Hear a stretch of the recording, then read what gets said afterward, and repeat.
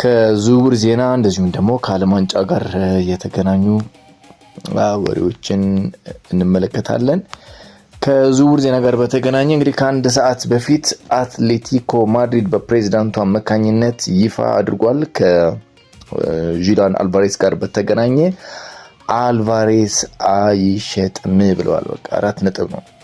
በተለይ መልእክት ያስተላልፉት ደግሞ ለአርሴናል ሳይሆን ለባርሴሎና ነው። ያው ባርሴሎና በይፋ ገፍቶም ስለሄደበት ይመስላል ለባርሴሎናው ፕሬዝዳንት በይፋ እንደማይሸጥ ተናግሯል። የእኔ አቋም ግልጽ ነው አሉ። እንግዲህ ሚጌል የአትሌቲኮ ማድሪዱ ፕሬዝዳንት የክለቡም አቋም ግልጽ ነው። ይህንን ለተጫዋቹም ለወኪሎቹና ለባርሴሎናው ፕሬዝዳንት አሳውቀናል ብለዋል። አትሌቲኮ ማድሪድ እንግዲህ ለጁሊያን በዓለም ላይ ተስማሚ ቦታ እንደሆነና ጁሊያንም ለአትሌቲኮ ማድሪድ ፍጹም የሆነው 9 ቁጥር ወይም ደግሞ ያው የአጥቂ ስፍራ ተጫዋች ስለመሆኑ ጥርጥር የለኝም ሲሉ ተናግሯል። በክለባችን ማቆየት እንፈልጋለን ያሉት ሰሞኑ እንግዲህ የባርሴሎናው ፕሬዝዳንት ላፖርት ለአትሌቲኮ ማድሪድ ያቀረቡት የዝውውር ጥያቄ ገደብ የሌለው ወይም ዘላለማዊ እንዳልሆነ ተናግሮ ነበር። ለእሳቸው ምንድነው ልናሻሽለው እንችላለን ይመስላል እንግዲህ ሐሳባቸው ከ100 ሚሊዮን ፓውንድም እና ለእሳቸው ያለኝ ብቸኛው ምላሽ አሉ እሳቸው ሲናገሩ ለባርሴሎና የምንሰጠው አይሆንም የሚል ምላሽ ገደብ የሌለው የማይቀየር መሆኑን ሊያውቁት ይገባል ብለዋል። የቀረበልን የ100 ሚሊዮን ዩሮ ዝውውር ጥያቄ ውድቅ አድርገናል። ለጁሊያን አልቫሬስ የሚቀርብ የ150 ሚሊዮን ወይም የ200 ሚሊዮን ዩሮ ጥያቄ ቢሆን በፍጹም አንቀበልም። ጁሊያን በክለባችን ማቆየት እንፈልጋለን ሲሉ ነው እንግዲህ አትሌቲኮ ማድሪዱ ፕሬዝዳንት እቅጩን የተናገሩት። ነገር ግን ተጫዋቹ ምናልባት ቢያምጽስ መልቀቅ ፈልጋለሁ ቢል ይሄ ደግሞ ሌላ የቤት ስራ ይሆናል። በቀጣይ እናየዋለን። እሳቸው ግን ይሄን አስመልክተው ተናግሯል። ሌላ ጁዲ ቤሊንግሃም የተናገረው ነገር በጣም ስሜቱ እንደተጎዳ ተናግሮ ነገር ግን ዋንጫውን እንመልሳለን ብሏል። ዋንጫውን በቀጣይ አመታት ያው በቀጣይ አመት ከ4 አመት በኋላ እናመጣዋለን ብሎ እንግዲህ በቁጭት የተሰማውን ስሜት ተናግሯል። በነገራችን ላይ የአርጀንቲና ደጋፊዎች በቦነስ አይረስ ከ1 ሚሊዮን በላይ ነበር የተሰበሰቡት ጨዋታው ከተጠናቀቀ በኋላ እና አንዳንድ ጥሩም ያልሆነ ነገር አድርገዋል። የእንግሊዝን ባንዲራ እስከማቃጠል ደርሰዋል። በነገራችን ላይ ያው በሁለቱ መካከል ያለው ነገር እንደሚታወቀው ከባድ ነው። ከግዛት ጋር በተገናኘም ስላለ ከእግር ኳስም ያለፈ ነው። እንግሊዞችን ይሄ ነገር በጣም አስቆጥቷል። በእንግሊዝ የሚጫወቱ ተጫዋቾች በቶተናም በማንቸስተር ዩናይትድ ያው ፋክላንድ ደሴት የኛ ናት በሚል ይዘው ሜዳ ውስጥ ይሮጡ ነበረ። ፖስተር ሲያሳዩ ነበር። ወደ እንግሊዝ ሲመለሱስ ምን ይጠብቃቸዋል? እስቲ እናያለን።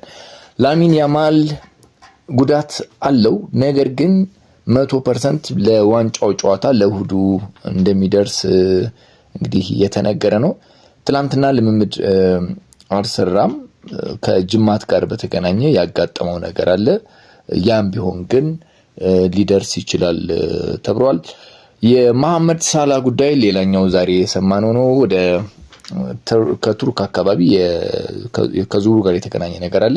ግን ኤጀንቱ ራሚ አባስ እንደተናገረው እስካሁን ድረስ መሐመድ ሳላ የት እንደሚያርፍ አልወሰንም፣ አላወቅንም፣ ግን በቅርቡ ይታወቃል ብሏል። በቅርቡ እናሳውቃለን ሲልም አስተያየቱን ሰጥቷል። ከወደ ቱርክ እስከ 15 ሚሊዮን ፓውንድ አካባቢ በአመት ሊያገኝለት የሚችል ፕሮፖዛል ስለመቅረቡ የተነገረው። በነገራችን ላይ እሱም ቢሆን አውሮፓ ውስጥ መቅረትን ይፈልጋል። ፍሬድ የቀድሞ የማንቸስተር ዩናይትድ ተጫዋች ስለ አንድሬ ሳንቶስ አስተያየቱን ሰጥቷል። ብራዚላዊ ተጫዋች ወደ ማንቸስተር ዩናይትድ በመቀላቀሉ በጣም ደስ ብሎኛል ሲል ተናግሯል። 17 ቁጥር ማሊያ ቀድሞ ይለብሰው ነበር እንግዲህ ፍሬድ እንደሚታወቀው በማንቸስተር ዩናይትድ። ይህንን ማሊያም ያው አሁንም አንድሬ ሳንቶስ ተቀብሏል። ቁጥሩን ብቻ በመቀበሉ ሳይሆን ማንቸስተርን በመቀላቀሉ ነው በጣም ደስ ያለኝ። አንድ ጊዜ ቀዩን ማሊያ ከለበስኩ ሁሌም ያው የቀዩ ማሊያ ነህ ሲል ተናግሯልና የማንቸስተር ዩናይትድ አባል በመሆኑ ወይም ደግሞ ቀዩን ማሊያ ስለሚለብስ በጣም ደስተኛ ነኝ። ዋንስ ሬድ ኦልዌይስ ሬድ ሲል አስተያየቱን ሰጥቷል። ፍሬድ ወኪል በአዲስ አበባ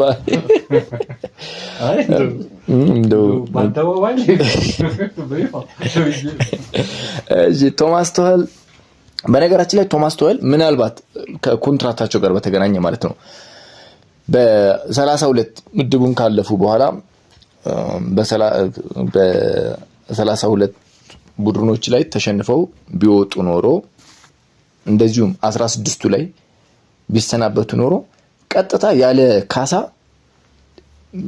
እንደሚሰናበቱ ውላቸው ላይ ተካቶ ነበር ነው እንግዲህ ዛሬ እንግዲህ ዳቪድ ኦርንስቲን ይዞት የወጣው መረጃ። ነገር ግን ያውሳቸው እንደሚታወቀው ግማሽ ፍጻሜ ደርሰዋል። ሩብ ፍጻሜን ተሻግረው 16ቱን ተሻግረው ግማሽ ፍጻሜ ስለደረሱ ሌላ ነገር ውስጥ አይገቡም። ያው ውላቸው ይጠበቃል እስከ 28 የአውሮፓ ዋንጫም ጭምር ድረስ እንደሚቆዩ ተረጋግጧል። በ2024 ላይ ፔፕ ጋርዲዮላን አነጋግረውት እንደነበረም ዛሬ ይፋ ሆኗል። ዳቪድ ኦርንስቲን እንዳረጋገጠው ከሆነ በቃል ደረጃ ተስማምቶ ነበረ የእንግሊዝ ብሔራዊ ቡድንን እንዲያሰለጥን እሺ ብሏቸው ነበረ። በኋላ ላይ ግን ያው በማንቸስተር ሲቲ ቤት ቀጠለና ቃሉን አጠፋም። የዌስትሃሙ ኮከብ ጃሬድ ቦውን እዛው እንደሚቀጥል አረጋግጧል። ምናልባት ሊለቅ ይችላል የሚል ነገር ነበረ። ከቀሯቸው ኮከቦች መካከል አንዱ የሆነው ግብ አነፍናፊ ነው። እንደሚታወቀው ያለውን ነገር ይሰጣል ሜዳ ላይ። ቶክ ስፖርት ይፋ እንዳደረገው በክለቡ እንደሚቆይና በቀጣይ ዓመት ቡድኑ ይዞ መመለስ እንደሚፈልግ አብሮ መመለስ እንደሚፈልግ ይሄ ነገር ነው ማን እንደሚያስታውሳል። ጁቬንቱስ ቤት ትዝ ካላችሁ ኮከቦች ጁቬንቱስ ታች ሲወርድ አብረው ወርዶ ነበር። እነ ኔድቪድ፣ ዴል ፔሮ፣ ቡፎን በቃ ታላላቅ ተጫዋቾች አብረው ወርዷል። የተወሰኑ ይመስለኛል 1 2 3 ተጫዋቾች ናቸው የለቀቁት በጊዜው እንጂ ዋናዋ ከዋክብቶች ወርደው ይዘውት መጥተዋል ክለቡን። እና አሁንም የዛ አይነት ነገር ጃሬድ ቦዌን ላይ ተመልክተናል ማለት ነው። ለክለብ ታማኝነት ይታያል። እስከ 2030 በነገራችን ላይ ኮንትራት አለው። የኮንትራት ጉዳይም ብቻ ሳይሆን መቆየት ስለፈለገ ነው